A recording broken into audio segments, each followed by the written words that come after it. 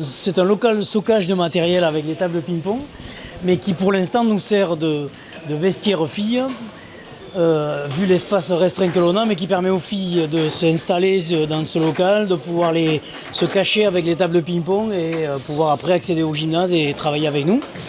Et en sortant leurs affaires après, voilà, puisqu'on n'a pas de vestiaire et pas de locaux pour l'instant dédiés à cet effet, quoi. Des tables en guise de vestiaire, pas de douche, pas d'accès à l'eau. Autant de manque depuis plusieurs mois sur les installations sportives de la faculté de Bordeaux. La première raison, un ensemble de travaux pour moderniser et offrir une nouvelle halle des sports, mais aussi remettre à niveau la piscine olympique du site. Deuxième raison, la présence récurrente des gens du voyage. Les vestiaires qui se trouvent désormais au milieu du campement sont donc rendus inutilisables. Quant à l'eau, elle est purement et simplement coupée. Que ce soit au niveau du foot, au niveau du badminton, au niveau de la piscine, on n'a pas de vestiaire collectif ni pour se changer, ni pour se doucher, ni pour aller aux toilettes justement. Donc ça c'est un réel problème. Et en plus de ça, au niveau de l'eau, on est obligé d'apporter nos bouteilles d'eau. Et ceux qui n'y pensent pas, malheureusement n'ont pas d'eau. Donc c'est un réel problème. Au premier semestre, notamment ici, il y a eu des problèmes il n'y a pas eu d'accès possible aux espaces de sport. Ça a dû être 5 ou 6 semaines d'affilée où on n'a pas pu venir en cours. Une situation que dénoncent les enseignants des activités physiques et sportives présentes au sein du cursus universitaire et dont près d'un quart n'ont pas été assurés depuis le début de l'année.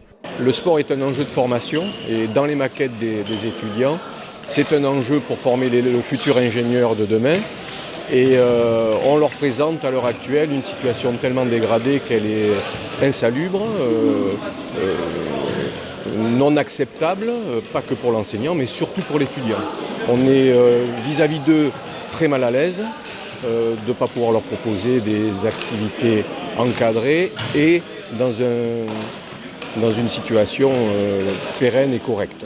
On a affaire à des jeunes qui sont heureusement de bonne composition, à savoir qu'ils arrivent à se changer au bord du gymnase, parfois même entre garçons et filles, et c'est pas toujours évident quand on connaît un peu les problématiques actuelles.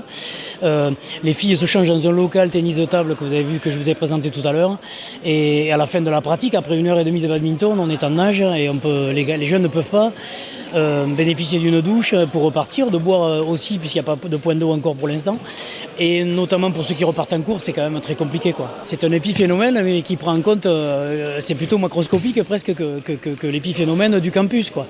Donc on attend de toutes ces autorités-là, qu'elles soient politiques, économiques ou universitaires, de se mobiliser tous ensemble pour pouvoir trouver une issue à ça, quoi. Un problème récurrent, les emplacements sur les aires d'accueil des gens du voyage. La métropole ne compte qu'une seule aire de grand passage et 9 aires de 16 à 48 places réparties sur 9 communes. En attendant, les étudiants s'accommodent comme ils peuvent de cette situation sur le campus.